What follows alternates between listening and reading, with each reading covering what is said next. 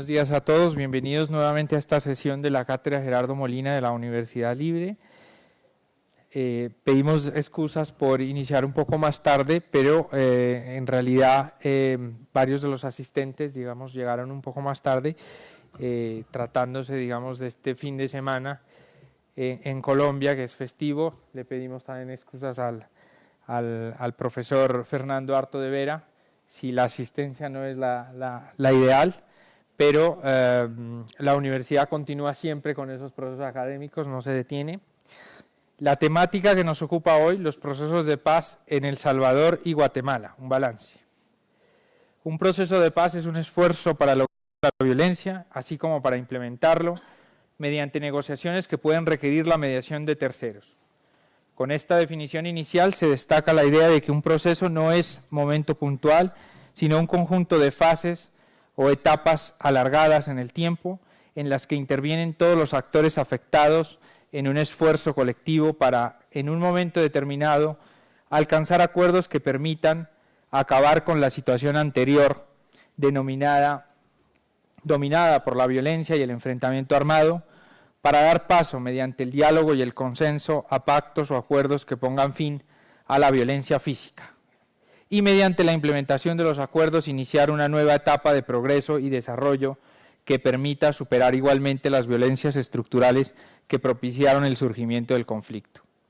Para Colombia es importante conocer experiencias en procesos de paz, y las conferencias que se organizan desde esta cátedra en el tema que hoy nos ocupa parten de la premisa de que efectivamente se pueden aprender de los ejemplos de otros países, pero la mayor de las enseñanzas es que se debe considerar que estos temas no pueden calcarse un proceso de otro. Los procesos de paz tienen que ser tarde o temprano diseñados ad hoc, tomando en cuenta, por supuesto, las experiencias ajenas, pero son tan diversas, tan distintas, motivaciones, clases, circunstancias geográficas de cada uno de los procesos que difícilmente pueden repetirse. La cátedra Gerardo Molina se complace en presentar al doctor Fernando Arto de Vera, doctor en Ciencias Políticas y Sociología por la Universidad Complutense de Madrid, especialista en política contemporánea de América Latina. Entre sus líneas de investigación, Fernando Arto de Vera se ocupa de líneas como actores y sistemas políticos de América Latina, investigación para la paz y resolución de conflictos, tecnologías de la información y la comunicación y política. Entre sus últimas publicaciones, el último libro de 2012, tal vez, doctor Fernando, Ciencia Política y Teoría Política Contemporánea, y su investigación, digamos, tal vez más importante, la investigación para la paz y la resolución de conflictos. Bienvenido, doctor Fernando, a la Universidad Libre y a Colombia. Esperamos que se sienta a gusto en este país. Muy buenos días. En primer lugar, quiero agradecer a la Universidad Libre y a mi buen amigo doctor Mario por la invitación que me han cursado a dictaros esta conferencia. Mirad, en ciencias sociales no tenemos un laboratorio. Nos llamamos ciencia, y lo somos, pero nuestro modelo no es el de laboratorio. Sin embargo, eso no significa que tengamos que renunciar a contrastar las hipótesis de investigación. Para las ciencias sociales, el laboratorio es la historia. Es la historia la que nos hace de laboratorio para contrastar, como os decía, nuestras hipótesis, para comparar sobre todo los procesos y de esa manera lograr el conocimiento que se tiene sobre los hechos sociales, políticos, económicos, etc. En ese sentido, como bien decía el doctor Mario, la historia nunca se repite.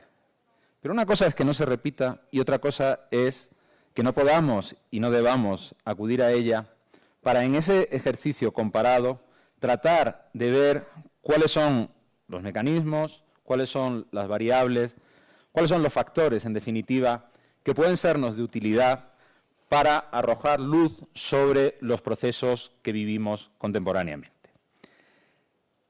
Desde estos presupuestos es desde los que yo creo que es interesante acudir a un proceso de paz como el centroamericano. El proceso de paz centroamericano se da en la década de los 80, a caballo entre la década de los 80 y de los 90. Finales de los 80, con primera mitad de los 90. Y es un proceso de paz que se ha convertido con el tiempo en canónigo. Canónigo porque en ese momento no había tanta experiencia sobre resolución pacífica de conflictos en situaciones que por simplificar llamaremos de guerra civil. Había alguna experiencia en África, Angola, Mozambique, años 70, pero en un contexto muy diferente al contexto latinoamericano y centroamericano en particular. De modo que lo que se hizo en Centroamérica tuvo el valor y la osadía de ser un intento pionero y un intento valiente. Y esa valentía llevó a crear mecanismos que hasta ese momento no se habían ensayado, comisiones de la verdad, por ejemplo, y que fueron fruto, por un lado, de la audacia, por otro lado, del buen hacer y, por qué no, también de la suerte. La suerte o los efectos colaterales es algo que siempre tenemos que tener presentes. Los hay positivos y los hay negativos, y en este caso primaron esos efectos colaterales, ese factor de azar positivo. De modo que, más de 20 años después, creo que es interesante que miremos a la región centroamericana y a su proceso de paz para tratar de ver en qué medida nos puede ser útil para el caso que nos ocupa en este país, en Colombia, ¿no? Y tratarlo desde la metáfora de la caja de herramientas. El proceso de paz en Centroamérica creó y elaboró una serie de herramientas de todo tipo, desde conceptuales hasta de mecanismos operativos, pasando por institucionales, que configuran un rico acervo y configuran una caja de herramientas. A partir de ahí, esas herramientas están a disposición de la comunidad internacional, y en este caso de Colombia, para que utilice aquellas herramientas que juzgue que le son útiles.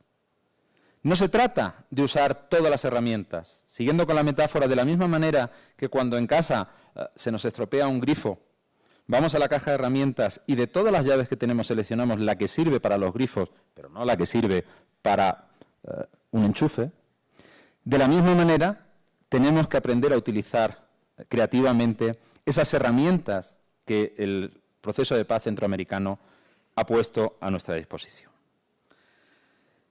En ese sentido, por tanto, creo que lo más importante, para comenzar, sería conceptualizar el conflicto, conceptualizar qué es lo que pasó en Centroamérica. Dicho de otra manera, tenemos que saber muy bien qué tipo de conflicto es el que se dio en Centroamérica, porque solo de esa manera comprenderemos el valor de esas herramientas. Las herramientas se diseñan ad hoc para un determinado tipo de conflicto. Por lo tanto, la propuesta es categoricemos, conceptualicemos, conozcamos en definitiva el conflicto centroamericano y a partir de ahí veamos qué puntos en común tiene con la situación en Colombia y en ese sentido podremos discriminar, tendremos un criterio para discriminar qué herramientas nos sirven y cuáles no.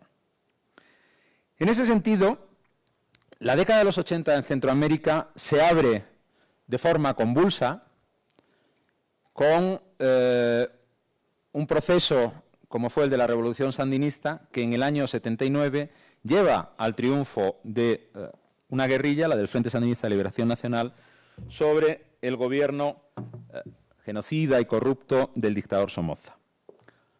A partir de ahí, esa misma dinámica se va a extender a dos países más de la región que también compartían con Nicaragua una triste historia de dictaduras y de gobiernos de facto. Estoy refiriendo a Guatemala y a El Salvador. Por tanto, estos tres países, Guatemala, Nicaragua y El Salvador, configuran durante la década de los 80 una situación que en términos mundiales se caracterizó como crisis centroamericana. Fue una expresión que creada desde ámbitos periodísticos, hizo fortuna, triunfó y fue adoptada por la academia. ¿Qué se entendía por crisis centroamericana? Dentro de la crisis centroamericana, en términos analíticos, es posible distinguir tres dimensiones, tres niveles de la crisis, tres conflictos, como queráis llamarlo. El primero es la dimensión nacional o civil de la crisis. Por dimensión nacional o por conflicto civil, lo que estamos entendiendo es el enfrentamiento entre gobiernos e insurgencias, entre fuerzas armadas y ejércitos guerrilleros, en tres países de la región: Guatemala, Nicaragua y El Salvador.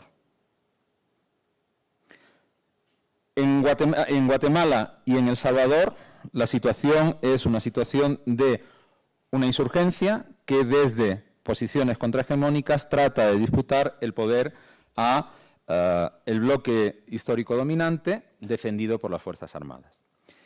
Y en el caso de Nicaragua, en un principio es así, hasta que a partir del 79 la posición contrahegemónica defendida por la insurgencia es la que se transforma en bloque dominante gracias al triunfo de la revolución, y a partir de ahí el conflicto será civil, pero enfrentará a un gobierno insurgente y a sus Fuerzas Armadas frente a una insurgencia de carácter contrarrevolucionario, que es lo que se conoce como resistencia nicaragüense, o se conoció como resistencia nicaragüense, o más coloquialmente como la contra, ¿no?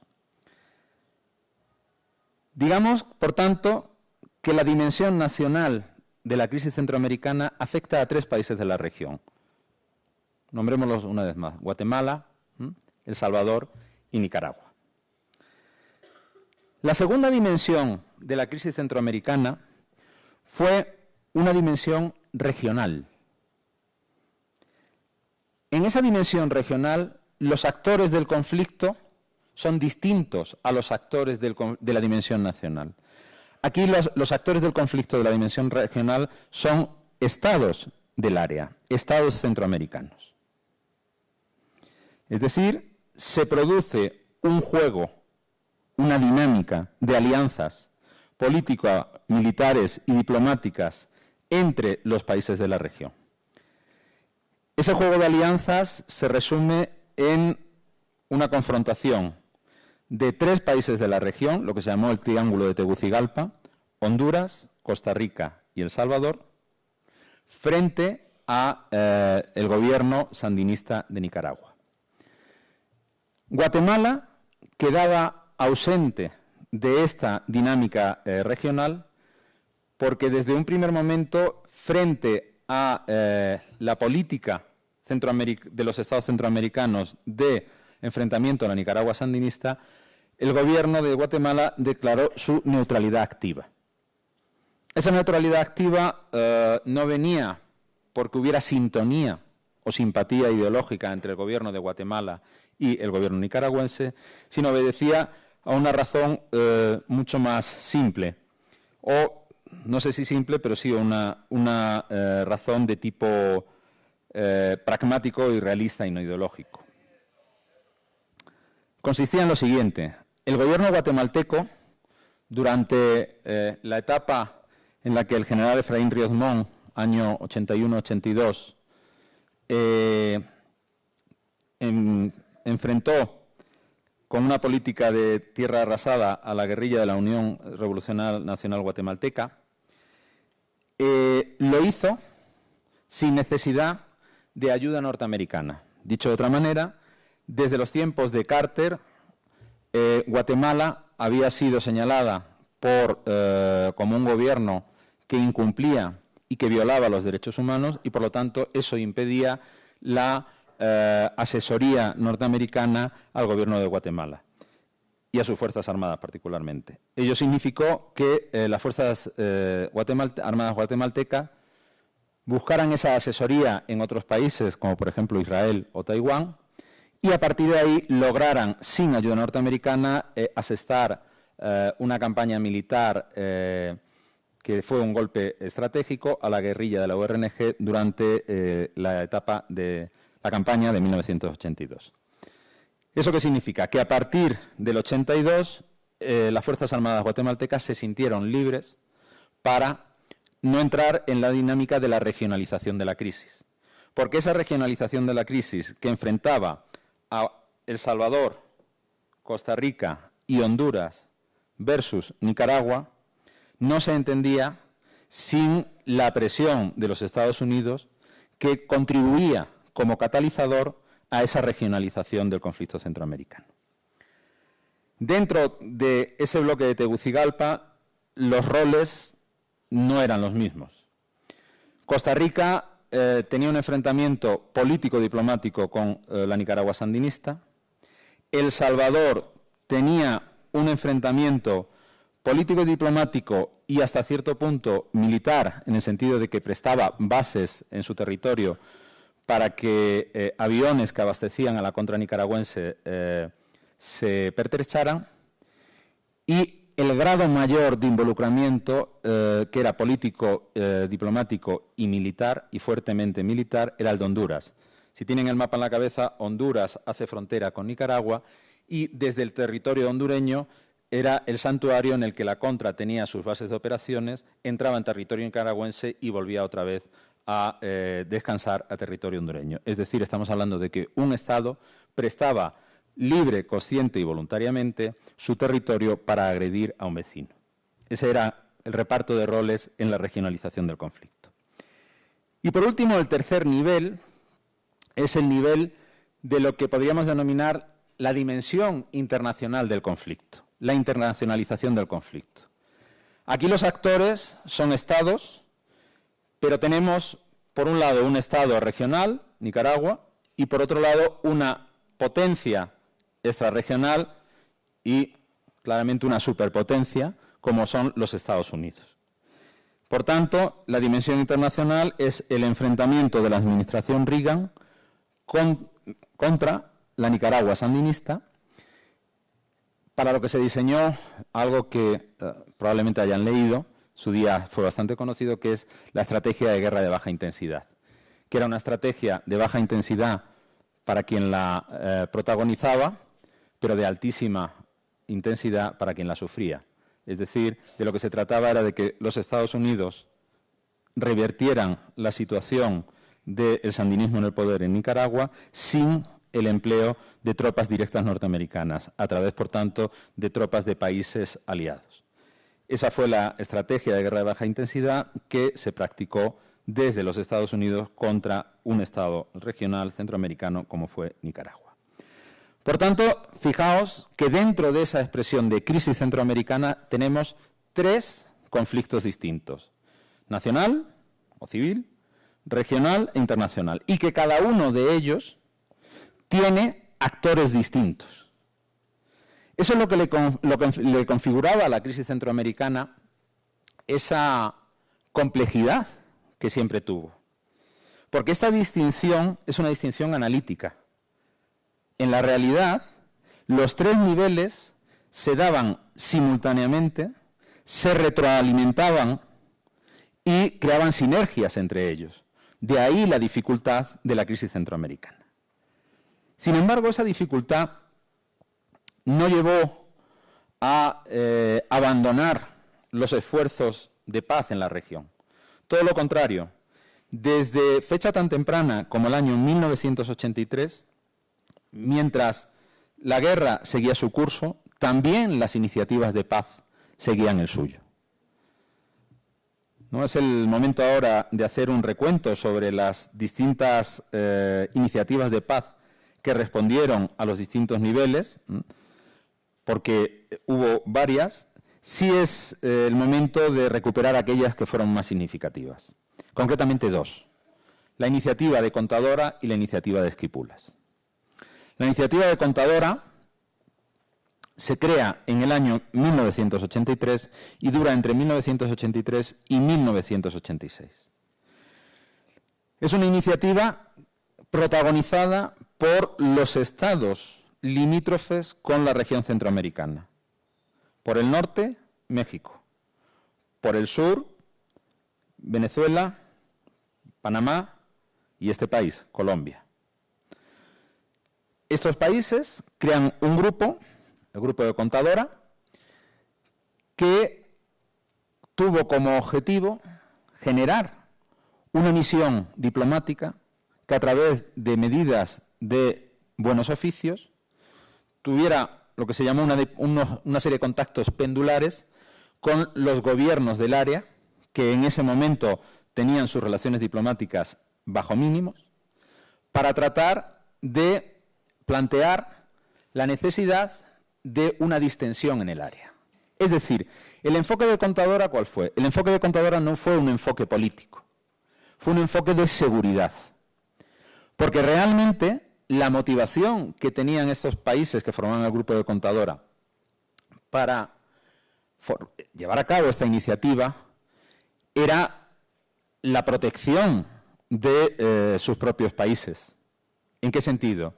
En el sentido de que si la regionalización de la crisis se agravaba y se llegaba a una situación de guerra generalizada en la región que incluso demandara la posibilidad de una invasión norteamericana, de la cual se estuvo muy cerca y de la que ya había los antecedentes de Panamá en el año 88 y de la isla de Granada en el año 84,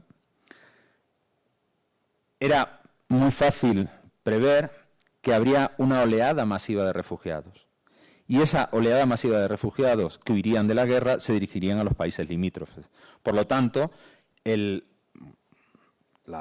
motivo que movió a los países del grupo de Contadora a formar esta iniciativa era un motivo de autoprotección frente a lo que se les podía venir encima. Por lo tanto, esto se traduce en que el enfoque de Contadora fue un enfoque de seguridad. Y de seguridad en el sentido más clásico del término. Estamos en el año 83. Todavía no habían, el concepto de seguridad no se había ampliado con las connotaciones que tiene de seguridad humana, seguridad alimentaria, con esos enfoques que en relaciones internacionales se denominan los enfoques no militares de la seguridad. En ese momento el enfoque de la seguridad era un enfoque plenamente militar. Con lo cual Contadora lo que hace es lo siguiente: entrar con las Fuerzas Armadas de los distintos países centroamericanos y plantear lo que en términos militares se llamaba un balance razonable de fuerzas. Os lo pongo muy fácil con un ejemplo muy sencillito. Si Honduras tenía la mejor aviación de Centroamérica, a Nicaragua se le tenía que permitir que tuviera la mejor defensa antiaérea de Centroamérica. Si otro país tenía una buena infantería, el país vecino tenía que tener tanques que pudieran equilibrar esa ventaja. Es decir, un balance razonable de fuerzas no es ni más ni menos que vamos a equilibrar las fuerzas de todos los países para que las distintas fuerzas armadas se sientan cómodas. Sentirse cómodas es que el ejército de mi vecino no me amenaza, pero al mismo tiempo yo tengo capacidad para resistir si la amenaza se produjera. Cuando esta percepción, este razonamiento es mutuo, se crea un balance razonable de fuerzas. A partir de ahí, de lo que se trataba era de negociar y entonces plantear para los distintos países, cada ejército, qué era lo que consideraba como amenazas, qué era lo que consideraba como no amenazas, y de esa forma armar ese puzzle de balance de recursos militares en el Istmo. Pues bien, entre el 83 y el 86, la diplomacia de Contadora hace muy bien su trabajo. Y de hecho, al tener un enfoque técnico, pues los ejércitos de los países centroamericanos rápidamente se ponen de acuerdo y se puede elaborar un documento que se llamó Acta de Seguridad, y ahí aparecía recogido ese balance razonable de fuerzas. Pero Contadora fracasó. De hecho, en el año 86 se autodisolvió. ¿Por qué? Porque el fracaso de Contadora no fue su enfoque de seguridad. El fracaso de Contadora fue político.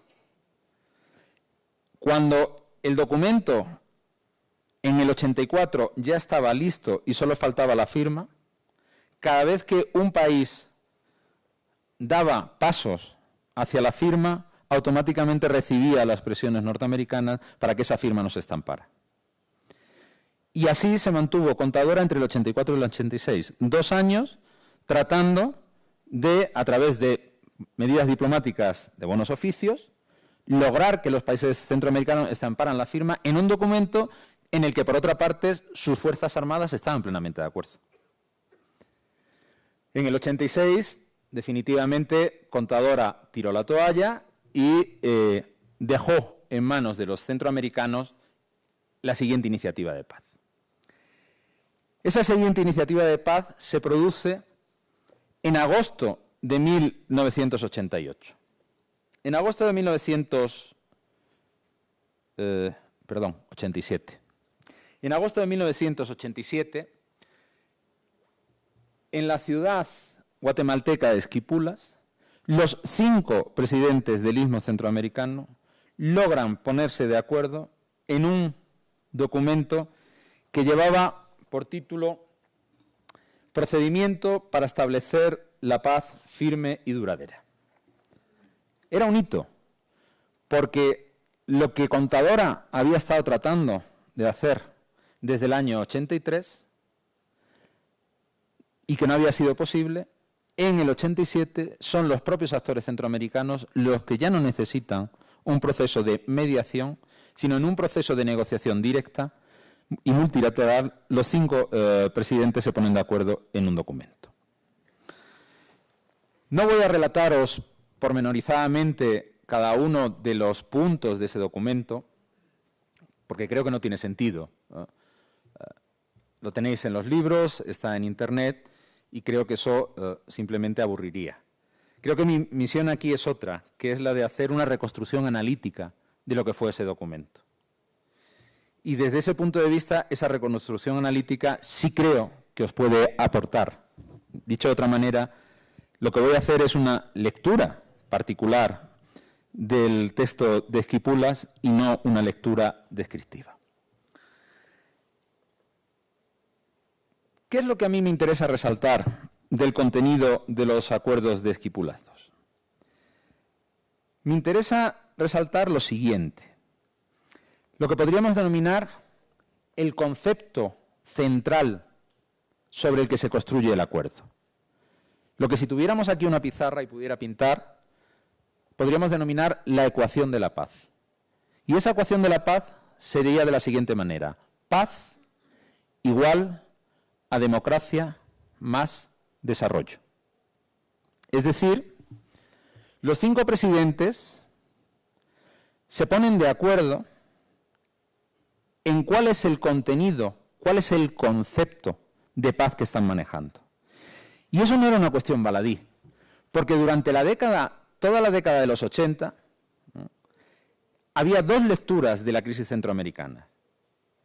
Situaros en un mundo muy diferente del que estamos hoy, en un mundo donde existía la URSS, donde existía el campo socialista y donde existía la Guerra Fría entre bloques. Cualquier fenómeno que convulsionara la sociedad internacional tenía 2 lecturas posibles, lo que se llamaba la lectura norte-sur y lo que se llamaba la lectura este-oeste. ¿En qué consistía la lectura norte-sur?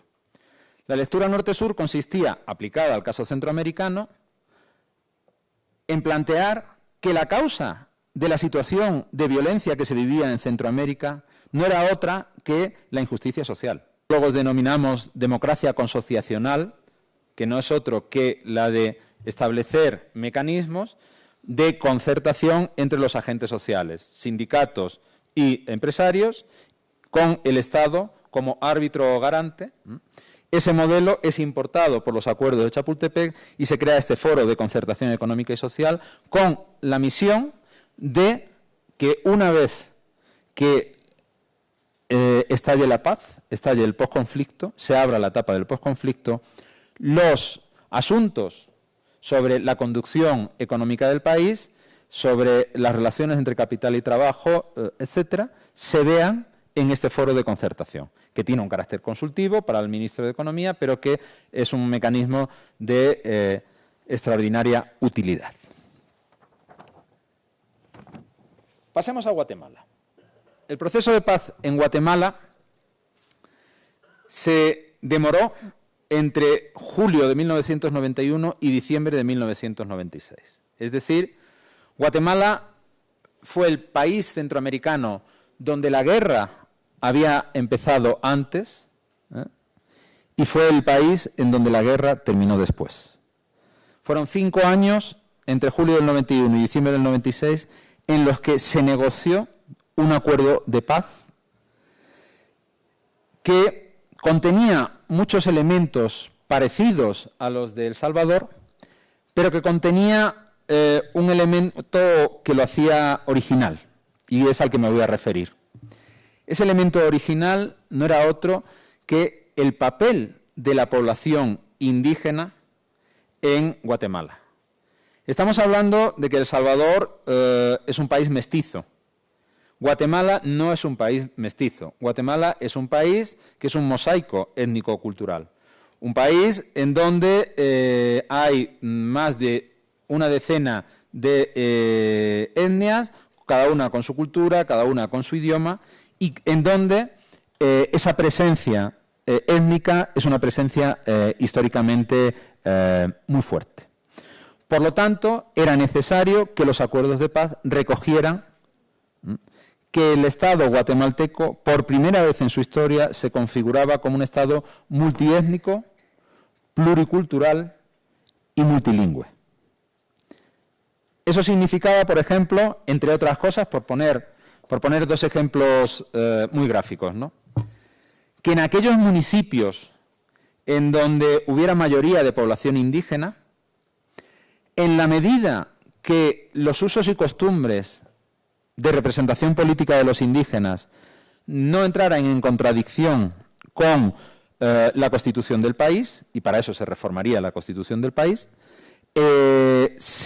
se daba luz verde a esos mecanismos de representación política. Dicho de otra manera, en Guatemala, gracias a los acuerdos de paz, es compatible que en Ciudad de Guatemala, de mayoría ladina, mestiza, al alcalde se le elija por sufragio universal, libre, directo y secreto, y sin embargo, en un pueblo del Petén, de mayoría indígena, al alcalde lo elija la asamblea de esa comunidad, o el Consejo de Ancianos de esa comunidad, o según la costumbre particular de cada municipio, de cada cultura.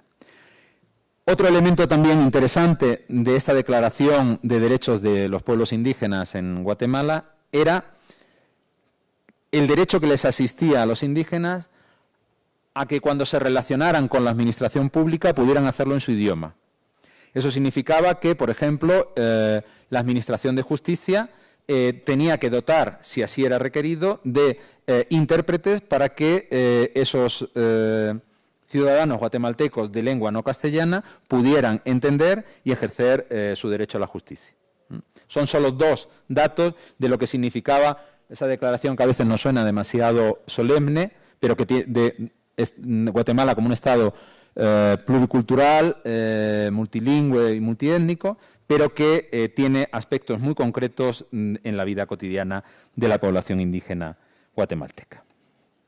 A partir de ahí, una vez que, y pido disculpas porque me he extendido más de lo que quería, contando el desarrollo de lo que fueron los acuerdos de paz en Centroamérica primero, luego en El Salvador y Guatemala después, a partir de ahí quisiera hilvanar una serie de reflexiones, y digo reflexiones porque si fueran conclusiones significa que doy el tema por cerrado. Conclusión viene de cierre. No puedo cerrar algo que por naturaleza creo que va a estar siempre abierto. Por lo tanto, son reflexiones sobre lo que sucedió en Centroamérica y que nos pueden ser de utilidad si hacemos el ejercicio comparado con lo que tenemos hoy aquí, en Colombia.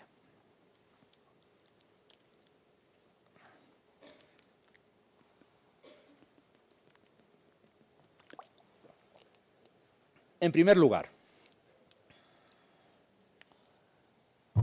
Fijaos, en investigación para la paz y resolución de conflictos, la teoría nos dice que con un conflicto podemos hacer 3 operaciones.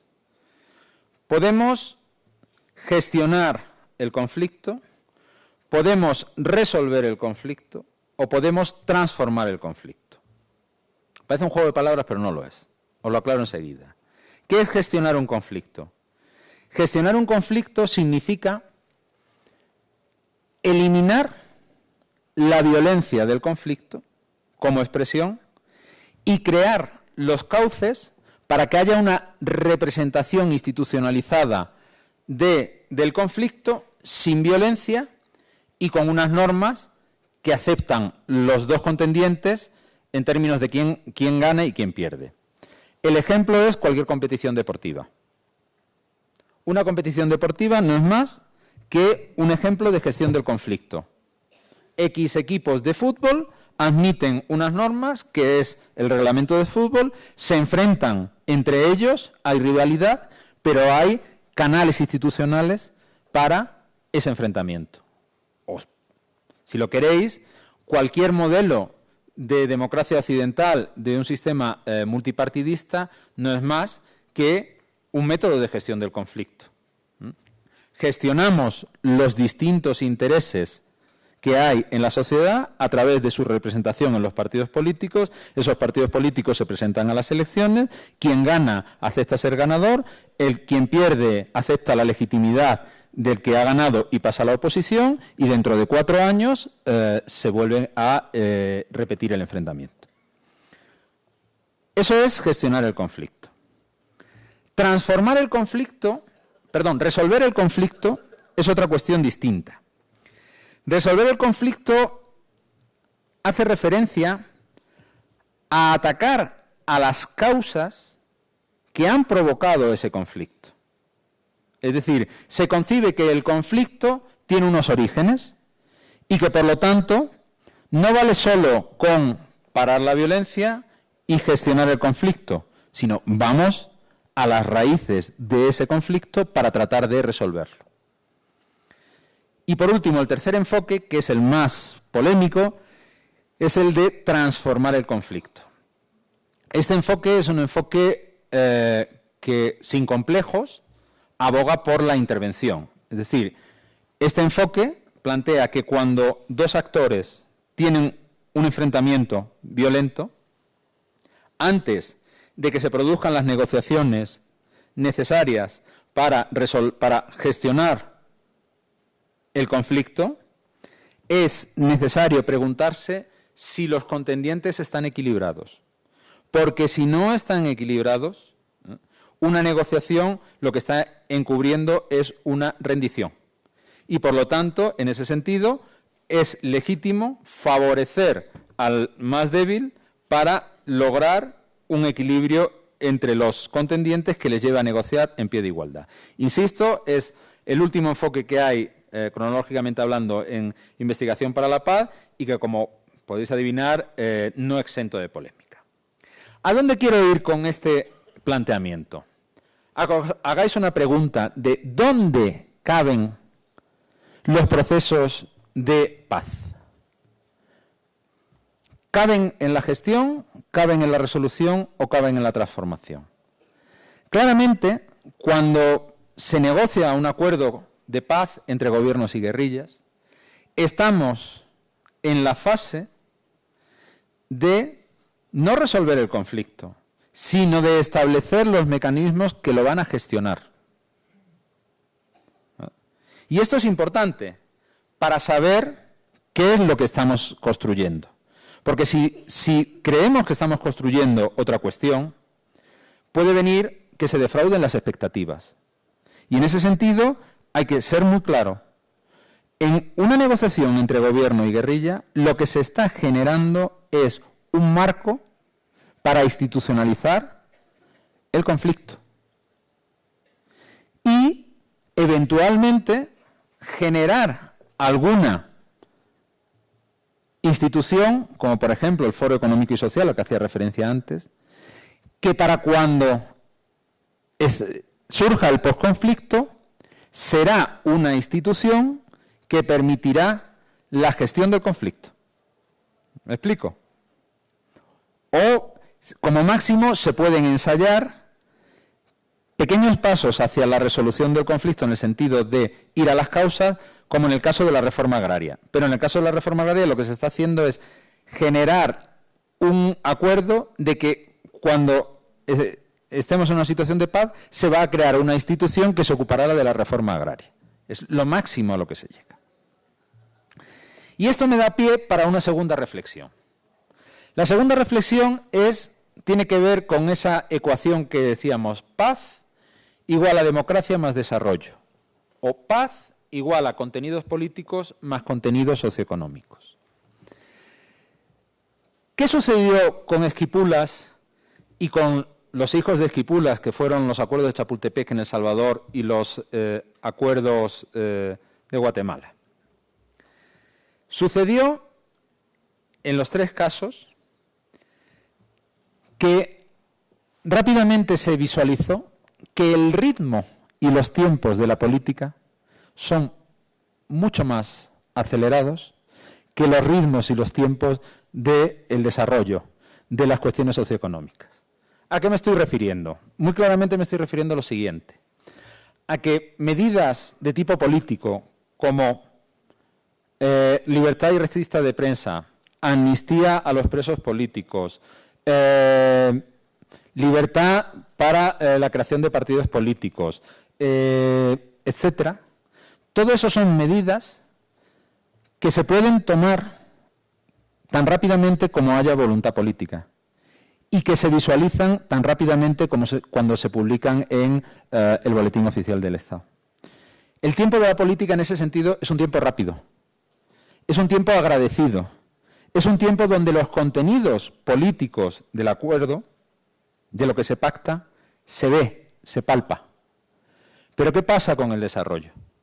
Generar una dinámica de mejoramiento de los ingresos de las grandes mayorías, generar una dinámica de crecimiento del PIB per cápita, generar bienestar para la población, es algo mucho más complejo que las medidas políticas, que no solo depende del gobierno, sino de otros actores sobre los que el gobierno tiene escasa capacidad de influencia, los mercados internacionales, por ejemplo, y que, por lo tanto, cuando analizamos el grado de cumplimiento de los acuerdos, siempre encontramos que la parte política de los acuerdos arroja un mayor grado de cumplimiento que la parte socioeconómica.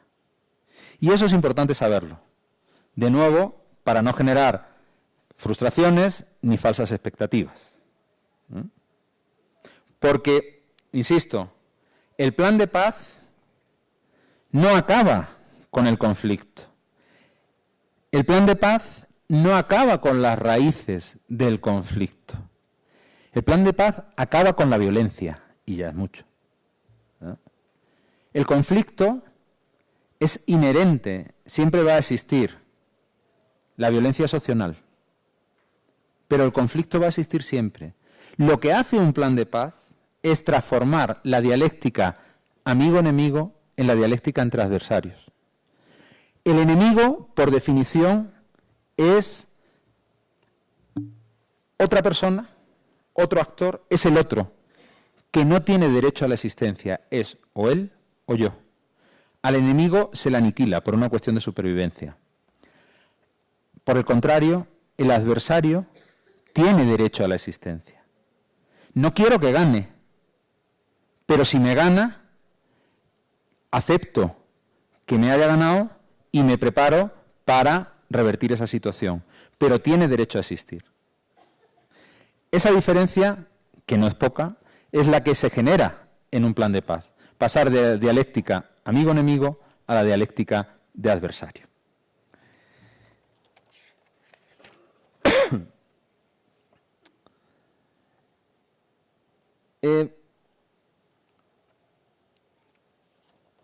Respecto al balance de los acuerdos de paz en Guatemala y El Salvador.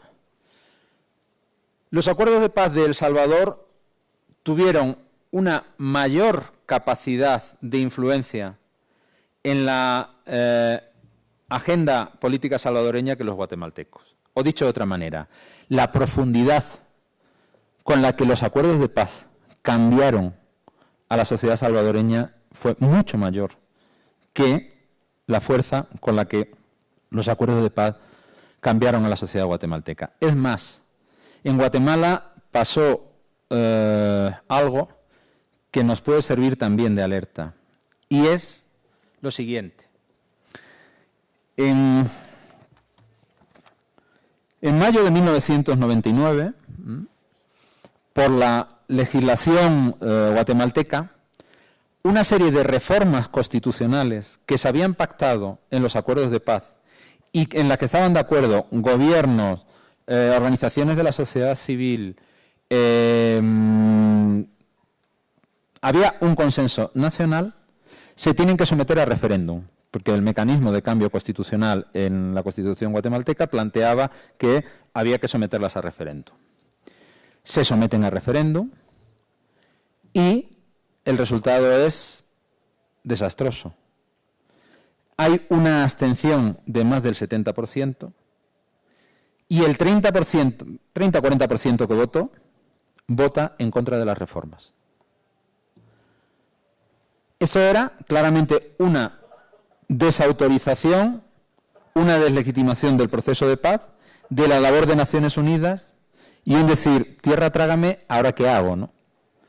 Obviamente, como había consenso, finalmente estas reformas salieron adelante, bueno, pues por la puerta de atrás, tratando de establecer otros mecanismos jurídicos, en fin, siempre que hay voluntad política se encuentra la solución jurídica. Pero el problema no era ese. El problema es lo que nosotros podemos extraer como espejo en el que mirarnos. Y es que, mientras que en El Salvador la paz fue un asunto donde la sociedad civil se implicó, donde movilizó las energías de todos los actores políticos, sociales y económicos, en Guatemala la paz fue percibida por una buena mayoría de la población civil como una cosa de las élites. Esto se explica por la propia fragmentación de Guatemala, en donde pues esa fragmentación llevaba a que la población indígena viera que tanto la guerra como la paz era un asunto de blancos y que por lo tanto ellos no tenían nada que ver, que estaban mucho más felices con que ya no hubiera bombardeos y que no hubiera violencia, pero de ahí a implicarse en el proceso de paz, eso era otra cuestión. Eso nos tiene que servir para reflexionar sobre la necesidad de mantener, después de que se firman los acuerdos de paz, un protagonismo dentro de la sociedad civil para que la paz sea un asunto de esa sociedad civil. Porque lo peor que le puede pasar a un proceso de paz es que la sociedad civil se desentienda, que esa desafección política que se produce hacia sus parlamentarios, hacia sus instituciones, afecte también al proceso de paz y en ese sentido el proceso de paz acabe muriéndose. Eso es un elemento que a mí, en el caso que nos ocupa de Colombia, lo plantearía como un elemento de reflexión. ¿Qué estrategias se pueden llevar a cabo para fortalecer que la paz sea un asunto en donde se implique la sociedad civil y se implique todo el país? Sin olvidar además la complejidad de un país como Colombia, en donde su extensión hace que no se viva lo mismo el proceso de paz en Bogotá que en Nariño o que en Cúcuta. Y por lo tanto, tiene que haber, lo que hablando estos días con un buen amigo, con Jerónimo, él planteaba como la territorialización del proceso de paz. Es decir, tiene que haber una comprensión del proceso de paz en función de las características que dentro de cada territorio y dentro de los distintos sectores de la sociedad civil de Colombia existe. Porque si no, la paz acabará siendo un asunto de unas élites políticas y ese desprestigio que tienen las élites políticas acabará afectando al proceso de paz.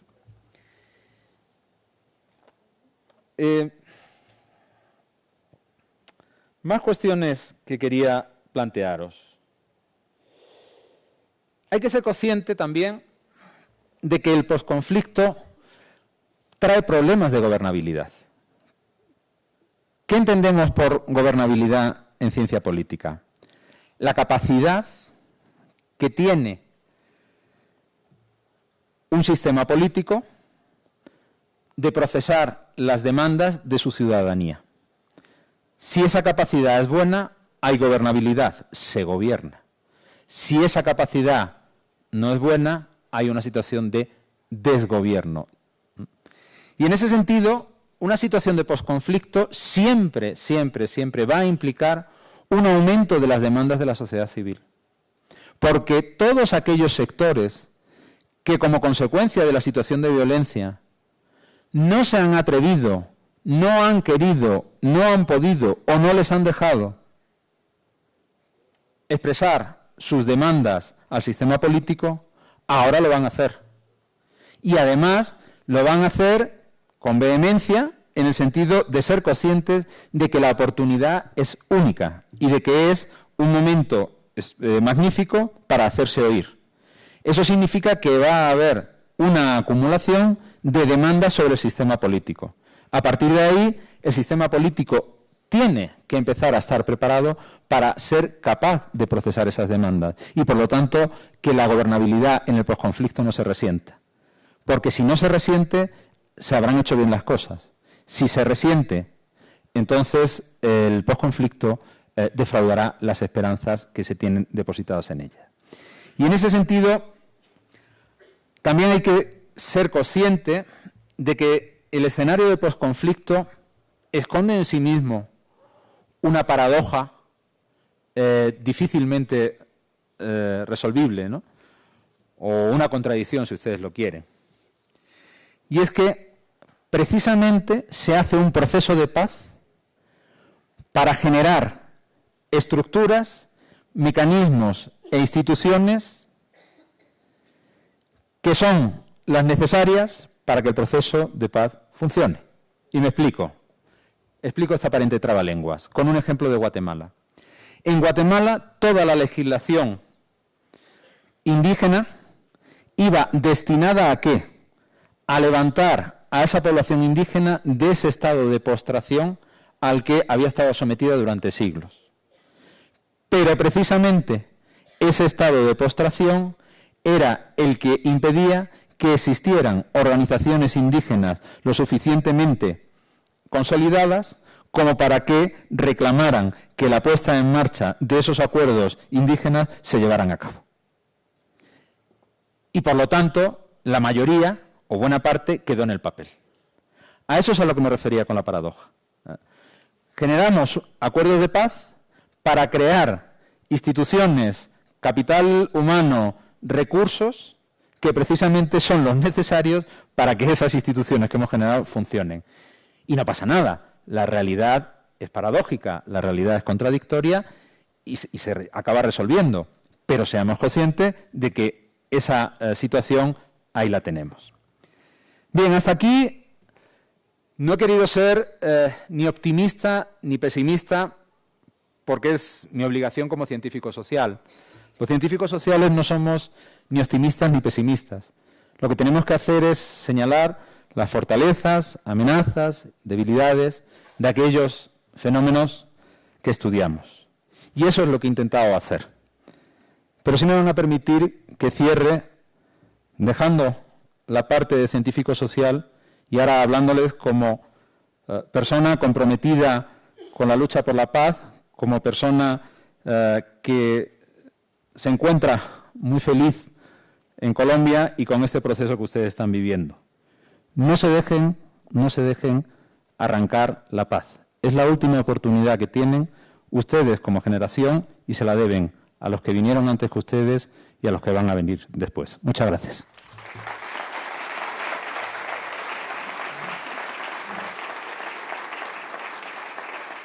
Bueno, mil gracias a Fernando Arto de Vera por su participación en esta cátedra, Gerardo Molina. Realmente es una iniciación en el aprendizaje de la reflexión científica para la paz, lo que hace Fernando Arto de Vera en esta conferencia. Quiero, antes de pasar a las preguntas del auditorio, hacer 5 anuncios de la cátedra que son importantes, digamos, en el procedimiento del diplomado. El primero, en las fechas que teníamos, digamos, del primer semestre del diplomado, si se fijan ustedes en la última publicación, el 29 de marzo, teníamos previsto la conferencia del doctor Baltasar Garzón, pero él pidió aplazamiento de esta conferencia para el 31 de mayo. Entonces, hemos corrido esa fecha, es decir, el día 29 de marzo, no tendrán ustedes diplomado de la cátedra, pero la conferencia va a realizarse el 31 de mayo. Bien, por otro lado quería contarles que la Fundación Internacional Baltasar Garzón se une al diplomado de la Universidad Libre a través de una carta de intención en la que va a participar en actividades conexas y complementarias. Ya les contaremos, están ustedes todos invitados, se incluyen, digamos, estas actividades en las actividades del diplomado, no tienen ningún coste para ustedes. Bien, otro anuncio. La Organización de Estados Iberoamericanos invita especialmente a los inscritos en este diplomado y a los asistentes al lanzamiento del Instituto Iberoamericano de Educación de Derechos Humanos, que se realizará el 27 de marzo en la Cámara de Comercio de Bogotá. Este lanzamiento es importante para el país porque se une, digamos, a las iniciativas que se están viviendo en este momento para acercar, digamos, a Colombia la reflexión a propósito de los derechos humanos. Los interesados en este lanzamiento de este instituto, por favor, inscribirse a través de la página, tienen el correo electrónico de la página web de la universidad, en la Oficina de Relaciones Interinstitucionales. Bien, un cuarto anuncio a propósito de las preguntas. Las preguntas o consideraciones del público, ustedes saben, para la Universidad Libre son muy importantes. Entonces, a veces por el tema del tiempo se quedan algunas como, digamos, no se pueden terminar de escuchar o algunos de los asistentes no pueden hacer preguntas al conferenciante.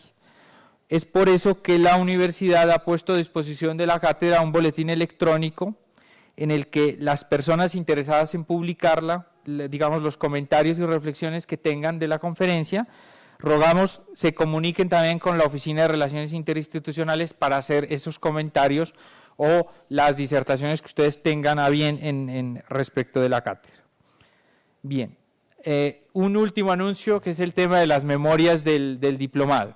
Como han pasado ya 5 conferencias, a partir del día 5 de abril, que es la visita del profesor Rafael Grasa, presidente del Instituto Catalán de Derechos Humanos, ese día se les va a hacer entrega de las 5 primeras conferencias en unos CDs para que lo tengan a disposición, para que ustedes puedan también hacer la producción final de la cátedra. Bueno, mil gracias. Ahora sí pasamos, les ruego por favor, las preguntas sean muy concretas para que tengan cabida todos los asistentes a la cátedra. Mil gracias. Hola. Gracias. Gracias por su intervención de hoy. Acá estoy. Quisiera preguntar, ¿qué implica pasar de la dialéctica amigo-enemigo a una dialéctica de adversarios? Si pudiera caracterizar más esa idea que nos da, y también ¿qué se requiere para no dejarse arrancar la paz? Buenos días. Doctor, en cuanto a ese factor que usted menciona para que un proceso de negociación y de paz sea exitoso, que es la participación activa de la sociedad civil, ¿qué mecanismos usted recomienda para aplicarlos en Colombia, teniendo en cuenta primero el gran desinterés de la ciudadanía hacia el factor político? Una muestra de ello es el gran desinterés y la mayoría de la votación en blanco en las últimas elecciones legislativas que hubo. Gracias. Gracias.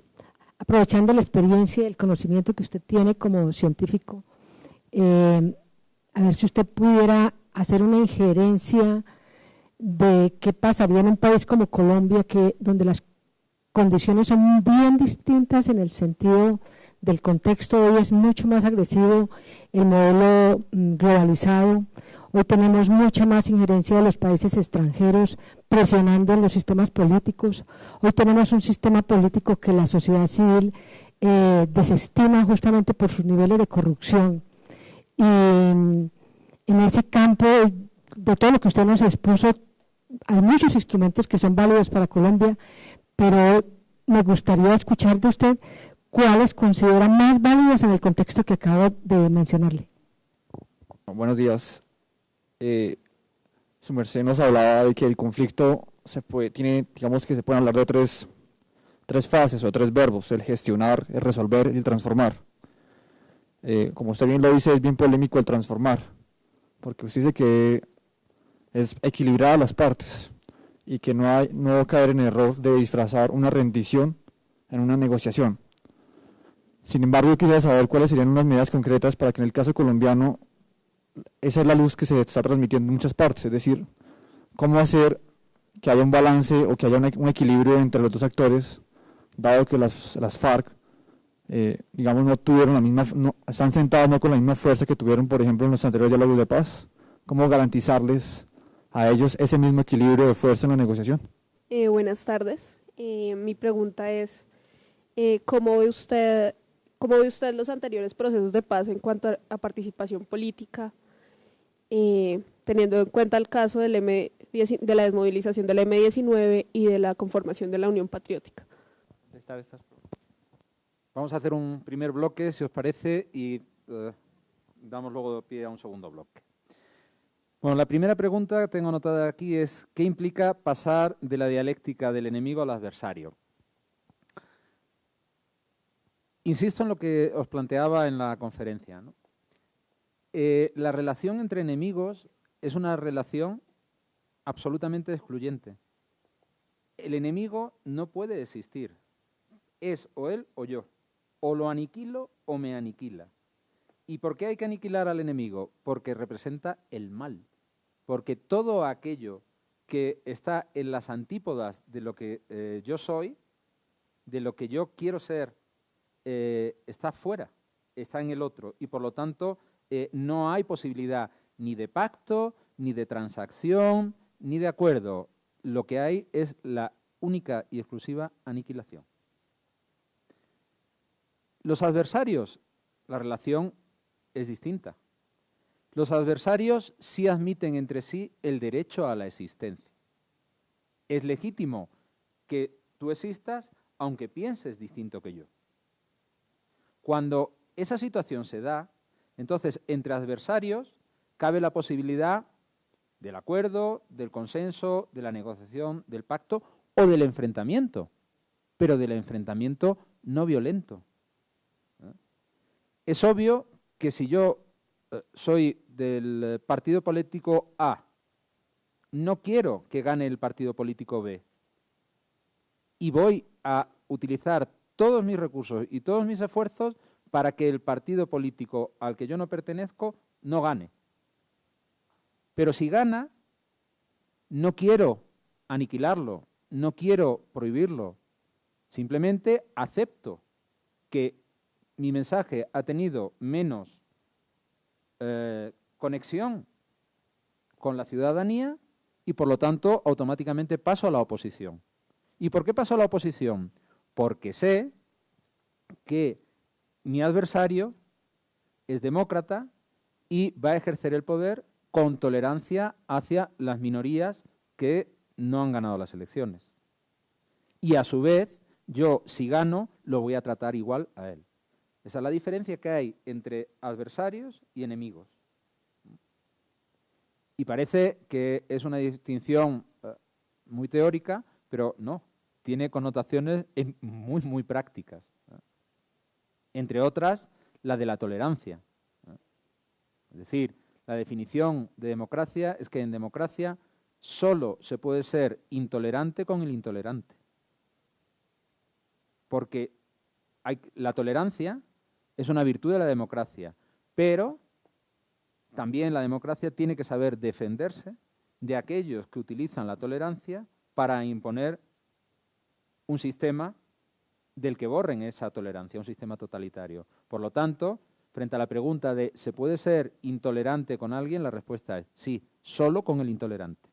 Pero con el tolerante hay que ser tolerante. Es otra manera de decir lo de adversarios sí, enemigos no. Segunda pregunta que tengo anotada. ¿Qué se requiere para no dejarse arrancar la paz? Se requiere participación, se requiere estar vigilante, se requiere sentir que la paz es un asunto cotidiano, que la paz no es un asunto de los despachos, ni de países lejanos, ni de élites políticas. La paz es de todos. Y evidentemente hay un contenido que tienen que protagonizar las élites, los representantes políticos, pero hay otros muchos contenidos que se tienen que incardinar en cada comunidad, en cada colectivo, en cada detalle de la vida cotidiana. Y eso es importante. Si se tiene esa conciencia, uno no se deja arrancar la paz.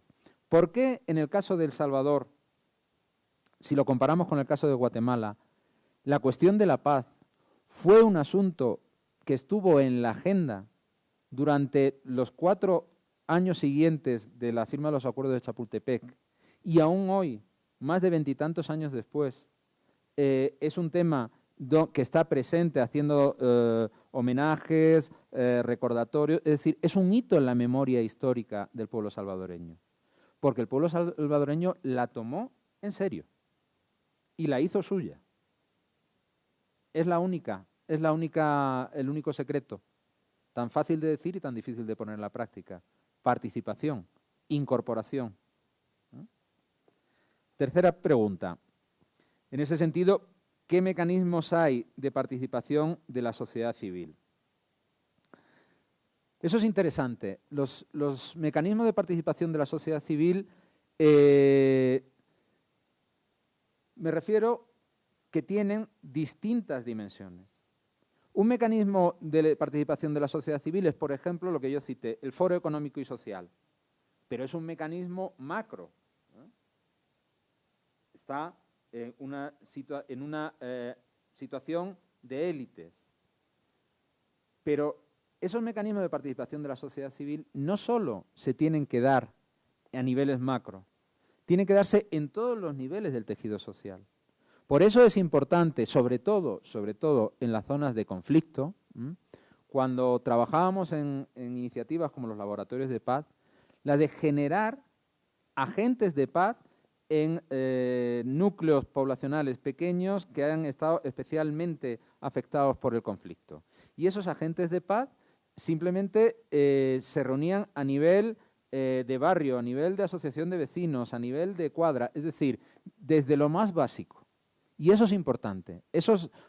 Insisto, los mecanismos de participación de la sociedad civil tienen que permear todos y cada una de las dimensiones que se da en el sistema político.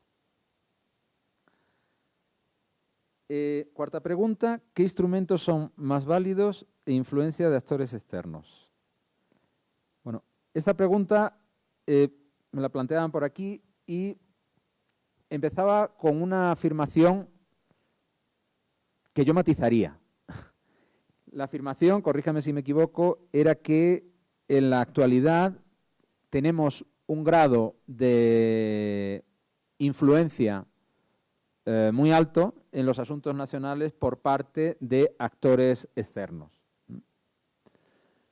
Sí y no. Es decir, donde había un grado no de influencia, sino de injerencia brutal en los asuntos internos de los países latinoamericanos era cuando estaba la Guerra Fría. Ahí sí que había situaciones de injerencia.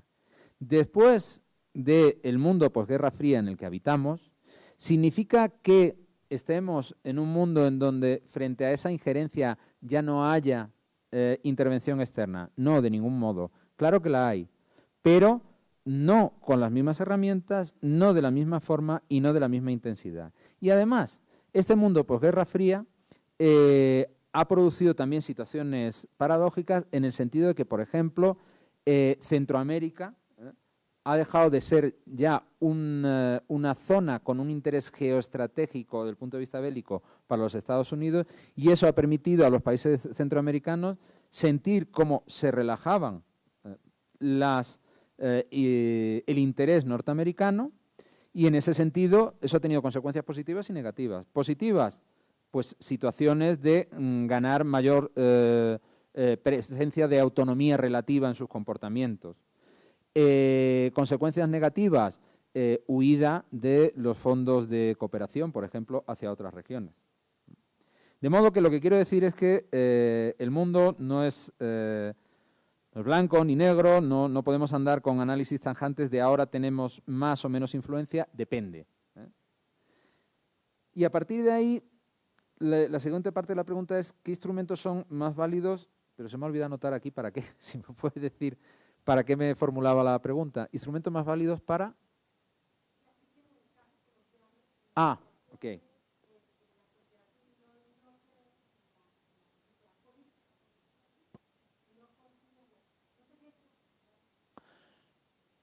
Eso es un tema que me preocupa y por eso lo cité en la intervención de hace un momento, ¿no? Es evidente que hay un grado de desafección hacia la democracia dentro de la sociedad civil colombiana y de la ciudadanía colombiana importante. Fenómeno que, por todo, no es exclusivo de Colombia, es común con otros países latinoamericanos y de Europa. Pero digamos, por tanto, que el fenómeno de la desafección es un fenómeno común. Ahora bien, en el contexto actual colombiano, con el proceso de paz en marcha, a mí me preocupa esa desafección. Y me preocupa porque la única manera que encuentro para lograr que la paz sea un asunto que esté en la agenda es, como decía antes, no identificarlo con una cuestión entre las élites, no identificarlo con un asunto más de la pelea política, sino tomarlo como un asunto nacional, de interés nacional.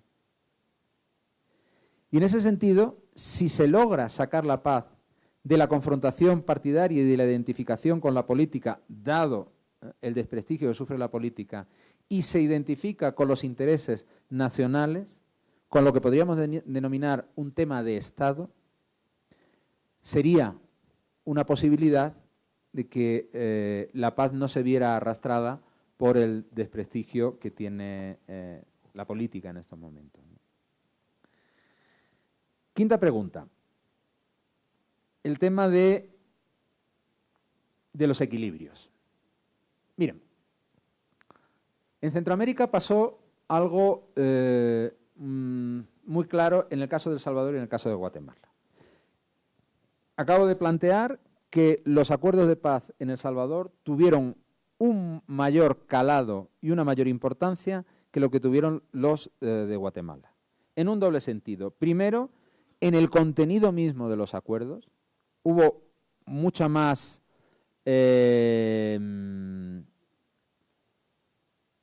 sustancia política dentro de los acuerdos de Chapultepec, los de El Salvador, que en el caso de los acuerdos guatemaltecos. Por poner un solo ejemplo, y podría poner varios, mientras que en el caso de El Salvador, exguerrilleros pasaron a ser policías, en el caso guatemalteco eso no pudo ser. Los exguerrilleros fueron desmovilizados y se fueron a sus casas. No hubo ningún mecanismo para crear un nuevo cuerpo de policía. Podría poner más ejemplos, pero creo que ese ya es significativo. Vale. La pregunta es, ¿por qué? Y la respuesta es muy fácil. Porque la guerra en El Salvador se dio entre dos ejércitos que durante 12 años mantuvieron lo que militarmente se denomina un empate estratégico. Que significa que tengo fuerzas para resistir que el enemigo me venza, pero no las suficientes como para derrotar al enemigo. Y por lo tanto, cuando esa situación de empate estratégico se da, hay un equilibrio que es el que en la mesa de negociación se pone por escrito. Y sin embargo, la guerrilla guatemalteca desde el año 82 sufrió una derrota estratégica, de la que no se recuperó jamás. Por lo tanto, negoció un gobierno con una guerrilla derrotada estratégicamente. Resultado, la diferencia de poder entre los dos actores era la suficiente como para que los acuerdos fueran con un menor calado. Y además, esa diferencia, una vez que los acuerdos se ponen en marcha, lleva a que en El Salvador el grado de cumplimiento de los acuerdos haya sido mucho mayor que en el caso guatemalteco.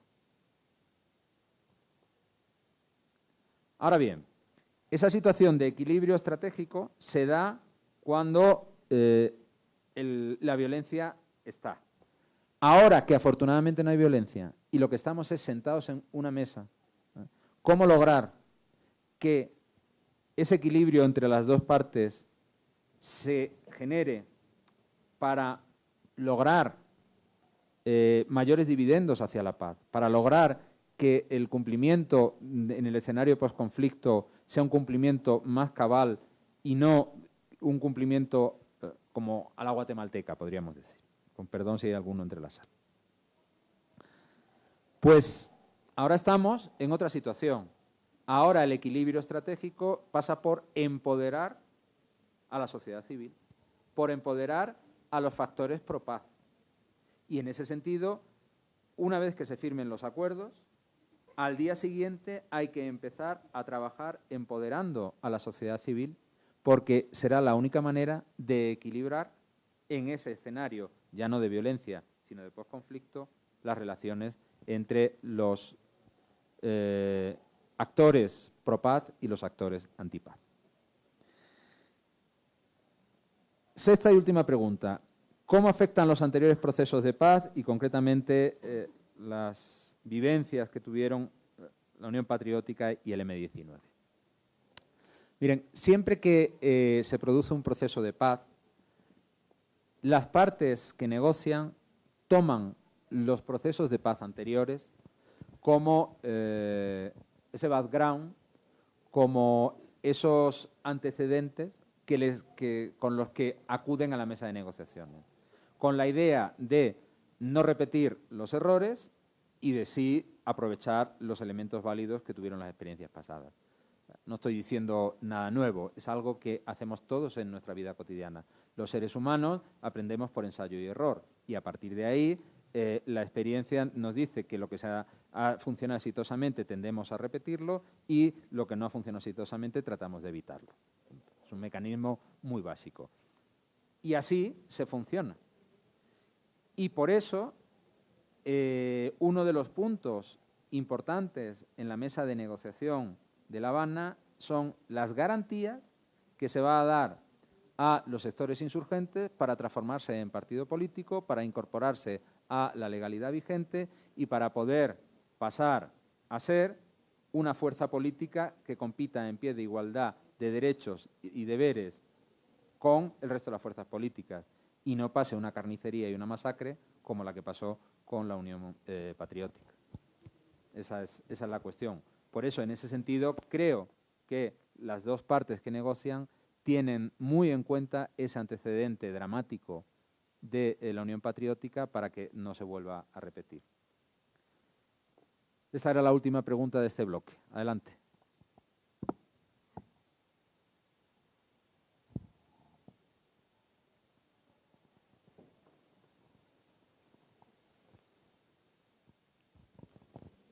Doctor, gracias. En esos procesos de democratización centroamericana hay un tema de justicia transicional y es precisamente la amnistía o indulto, que no puede ser sinónimo de impunidad. Desde el derecho comparado, doctor, y ¿de qué manera podemos trazar esa hoja de ruta de cómo plantear una ley de amnistía? Si bien es cierto, una amnistía general o absoluta como se ha venido planteando en Centroamérica, teniendo en cuenta pues, y mirando hacia el futuro, como usted lo plantea en su exposición, frente a una presión internacional, pero ante todo frente a una responsabilidad estatal. Si bien es cierto, en Colombia existe una clara desconfianza del sistema de desgobierno de lo ilegal, pero ¿de qué manera podemos no generar esa sensación de impunidad frente a una ley de amnistía?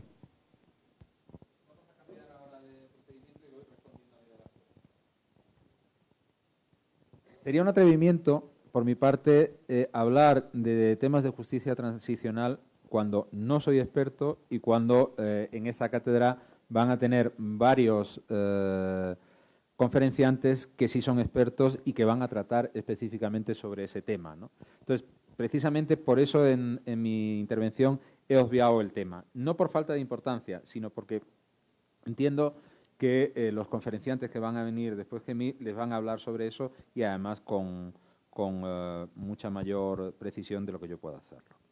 Solo darle un apunte.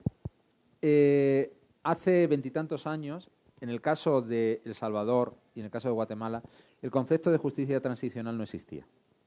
Eso ha sido una creación posterior. Lo que sí le puedo contar es qué pasó con la ley de amnistía en El Salvador.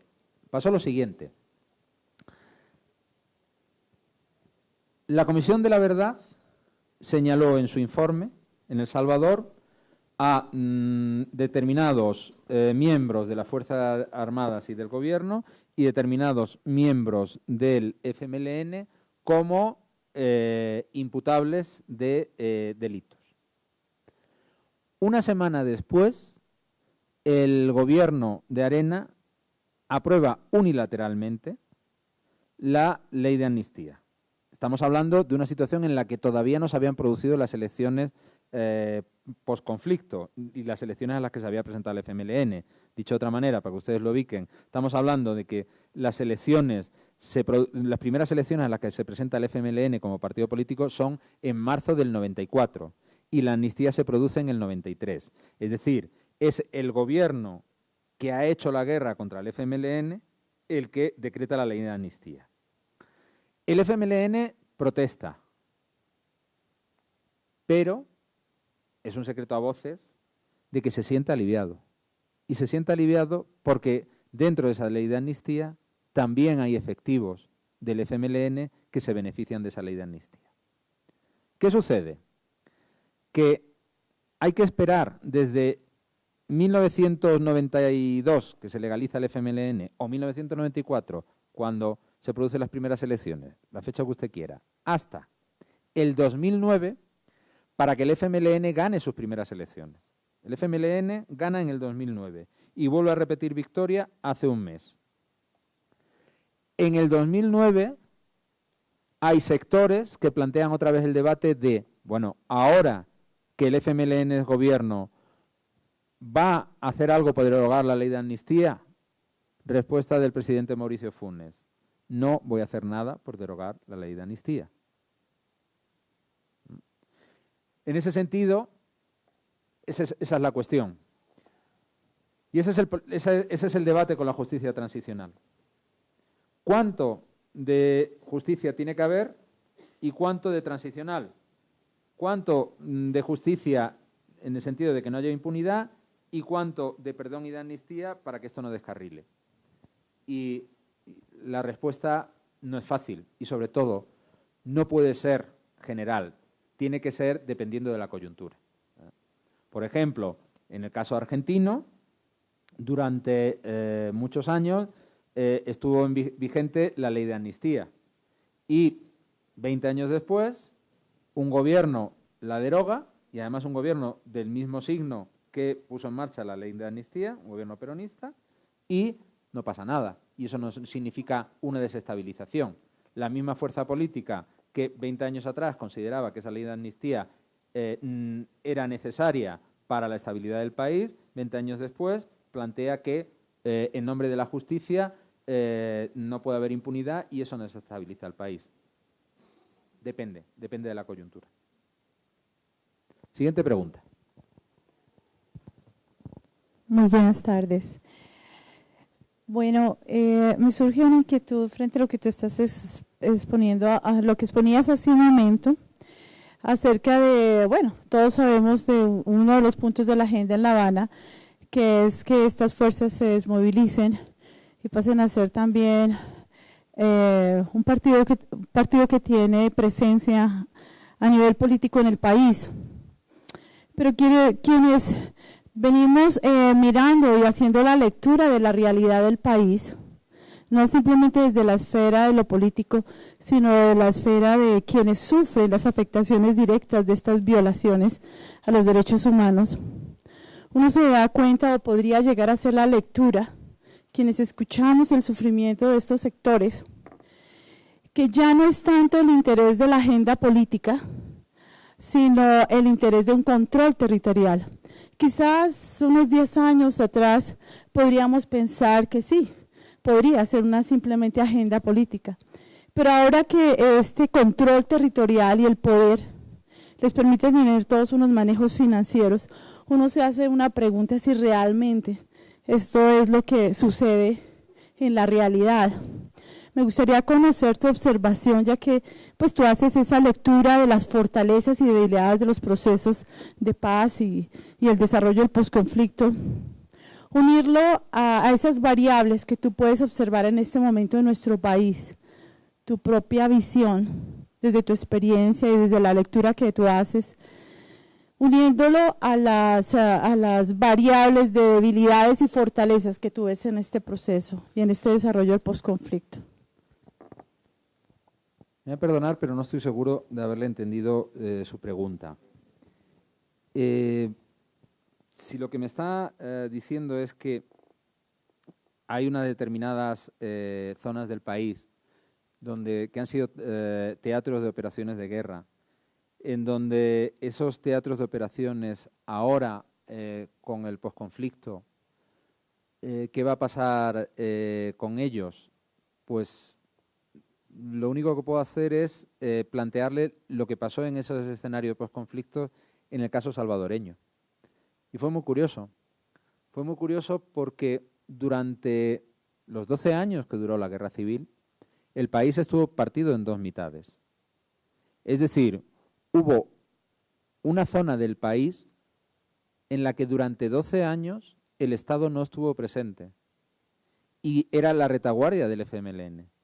Y en esa retaguardia durante 12 años el poder lo tenía el FMLN, las instituciones del Estado no existían y era territorio bajo control político y militar del FMLN.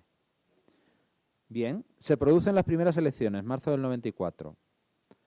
Todo el mundo suponía que justo en esas zonas que habían estado durante 12 años como los santuarios, si se quiere plantear así, del FMLN, eran santuarios porque esa población civil apoyaba al FMLN y al mismo tiempo, durante esos 12 años, el FMLN había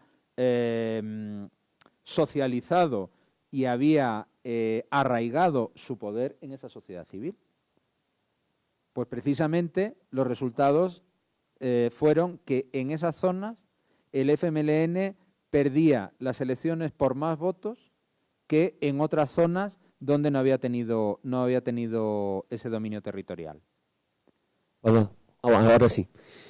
Muchas gracias, profesor. Lo primero es mencionar que parte de esas reflexiones que usted hacía bien tiene que ver con nuestro contexto de justicia transicional o posconflicto en el que presumimos que estamos. En especial cuando usted hace esa afirmación de que en esas transiciones hay una alta desinstitucionalización. Y precisamente aquí en la sesión pasada teníamos a una de las directoras nacionales de la Unidad de Víctimas, donde argumentaba todo lo contrario, ¿sí? Que están muy fuertes y que el proceso va dando muy buenos resultados, contrario a esa tesis. Pero mi pregunta va encaminada a lo siguiente, en especial, ¿por qué mencionaba usted en la experiencia de El Salvador y de Guatemala, en plural, el tema de las comisiones de reconciliación, y no en singular, como han sido las experiencias de otros países?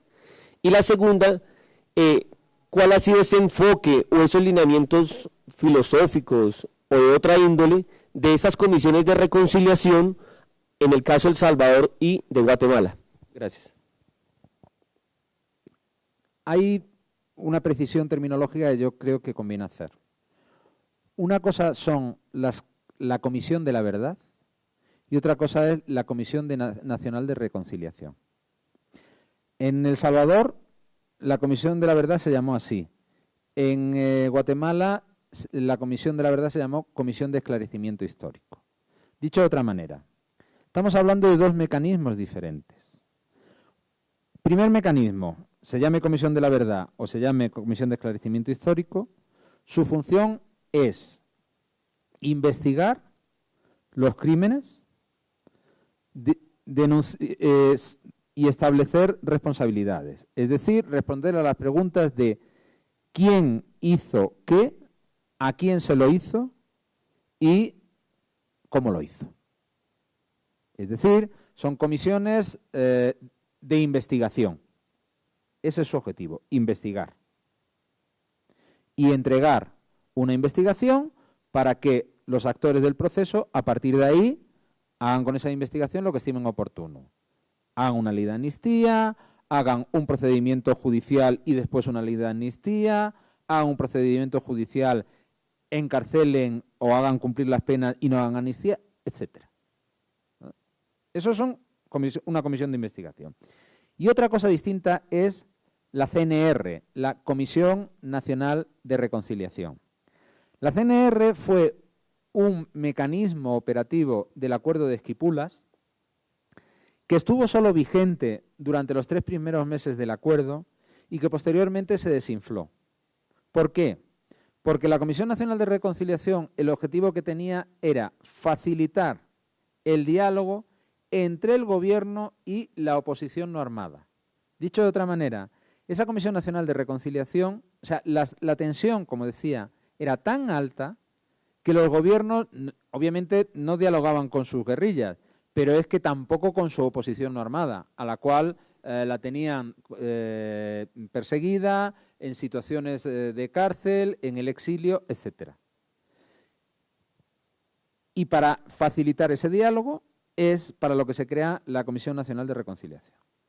Esa Comisión Nacional de Reconciliación está vigente durante los 3 primeros meses.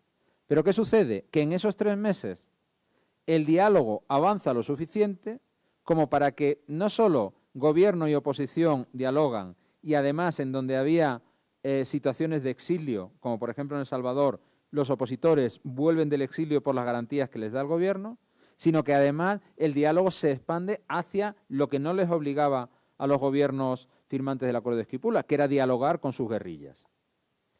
En una situación de ese tipo, la CNR se ve superada por los acontecimientos y entonces deja de existir. Dicho de otra manera, la CNR tenía un objetivo de facilitación del diálogo, no de investigación. Por eso yo he hablado de CNR en el caso de Guatemala y CNR en el caso de El Salvador y Comisión de la Verdad, que es como se llamó en el caso de El Salvador, o Comisión de Esclarecimiento Histórico en el caso de Guatemala. Creo que había ahí una confusión terminológica. Y esa sería la respuesta, ¿no? Son 2 mecanismos distintos. A partir de ahí, ¿cómo las comisiones de la verdad, por utilizar un genérico, contribuyen a la justicia transicional? Bueno, depende. Es decir, aportan información, aportan memoria. A partir de ahí son los actores que están protagonizando ese proceso de construcción de la paz, ese proceso de posconflicto, los que deciden cómo manejan esa información. Nada más. ¿Más cuestiones? Adelante. Que esa polarización es inclusive más grande que la que existe entre el gobierno mismo y los actores armados ilegales que están en negociaciones en La Habana. Lo digo por un hecho muy claro que está viviendo el país ahorita y es la situación del alcalde Petro. Ahí se nota muy bien la diferencia de opiniones entre esos 2 Colombias. En paralelo se están dando las negociaciones en los acuerdos de paz en La Habana, que con toda seguridad ya están muy claramente definidas 5 puntos de la agenda. más esa situación en Colombia dentro de la sociedad misma no está clara, porque no la tenemos ni siquiera identificada, bien claramente identificada. Usted alcanzó a mencionar en uno de los dos países la dificultad del gobierno al principio negociando con la misma sociedad civil antes de poder negociar con los actores armados. ¿Qué tipo de análisis o comparativo puede usted hacernos y qué consejos o experiencia nos puede decir al respecto? Fíjese que yo no creo que la sociedad colombiana esté especialmente más polarizada que otras sociedades latinoamericanas. Y además, es que analicemos el concepto de polarización. Yo no sé por qué el concepto de polarización tiene tan mala prensa. Estar polarizado significa que hay distintos mensajes y distintos discursos en una sociedad y que esos discursos confrontan. Eso indica la riqueza de una sociedad. Confrontan pacíficamente, evidentemente. Vuelvo otra vez a lo que dije en la conferencia.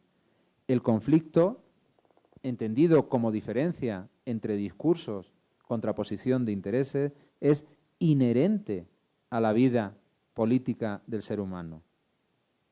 La violencia es opcional. El conflicto es inevitable, la violencia es opcional. Por lo tanto, que haya polarización, a mí no me parece que sea algo negativo, siempre y cuando esa polarización no sea violenta, sino que sea contraste, debate. Y a partir de ahí, ese debate enriquece a la sociedad. Por tanto, en ese sentido, no tengo un concepto negativo de la polarización. Y dos, lo que le decía, no veo que especialmente la sociedad colombiana, esa es mi impresión desde fuera, esté más polarizada que la sociedad venezolana o que la sociedad boliviana o ecuatoriana esté más polarizada que la colombiana. Creo que son niveles similares, ¿no? Y a partir de ahí, me decía en su pregunta, de nuevo, que qué hacer con la sociedad civil. El gobierno lo que tiene que hacer, no solo el gobierno, los actores políticos, porque la sociedad civil no se contrapone a gobierno, se contrapone a actores políticos. Los actores políticos, tanto gubernamentales como de la oposición, lo que tienen que hacer con la sociedad civil es oírla, escucharla y, sobre todo, empoderarla. Ahora, es evidente que las relaciones entre sociedad civil y actores políticos son unas relaciones peculiares. Son las mismas relaciones que se establecen entre la tierra y el mar. Cuando sube la marea, el agua se come a la playa. Cuando baja la marea, la arena gana terreno frente al mar. Esas son las relaciones que hay entre sociedad civil y actores políticos. Cuanta más sociedad civil hay, más protagonismo tiene la sociedad civil, menos protagonismo tienen los actores políticos y viceversa.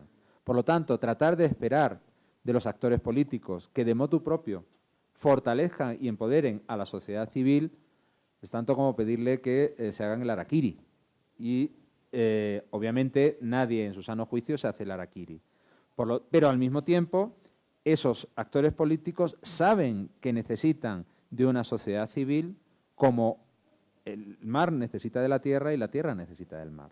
Entonces, a partir de ahí, hay que construir unas relaciones desde el respeto, desde el empoderamiento y lograr que ese mensaje cale en los dos actores. Son distintos, pero se necesitan mutuamente. ¿Más preguntas? Yo creo que tenemos la última pregunta y que es la... Profesor, buenos días. Una pregunta, usted mencionaba que en el posconflicto nicaragüense, en el fortalecimiento institucional se logró la creación de la Procuraduría para la Defensa de los Derechos Humanos, que es la figura de Centroamérica del Ombudsman o el Defensor del Pueblo. Entonces yo quisiera saber cuál fue el papel fundamental que jugó esa Procuraduría en el posconflicto nicaragüense y, haciendo un paralelo, cuál debería ser el papel que debería jugar la Defensoría del Pueblo o la Oficina del Ombudsman colombiano en el posconflicto bueno, en la justicia transicional que estamos viviendo y en el posconflicto que muy posiblemente vamos a vivir. Gracias. Desempeñan en hacerme preguntas de derecho y soy un humilde politólogo y le tengo mucho respeto a los temas jurídicos, de los cuales soy un absoluto lego en la materia, se lo puedo decir. Entonces, yo de verdad le invitaría a que esa pregunta se la trasladara a los colegas abogados que van a venir después que yo en esta cátedra, que se la van a saber responder mucho mejor. A partir de ahí yo solo le puedo decir algo general, y es que las instituciones de Defensoría del Pueblo son instituciones que se han incorporado desde los países nórdicos, que fueron sus creadores, hacia el resto de los países de las democracias avanzadas, y que hoy por hoy son instituciones sin las cuales no se entiende el funcionamiento de un sistema democrático avanzado, ¿no? Entonces, en ese sentido, creo que para un país, como para cualquier país que aspire a construir un sistema político democrático avanzado, maduro y del siglo XXI, una figura como la de defensor del pueblo es imprescindible. Muchas gracias. Muchas gracias a todos.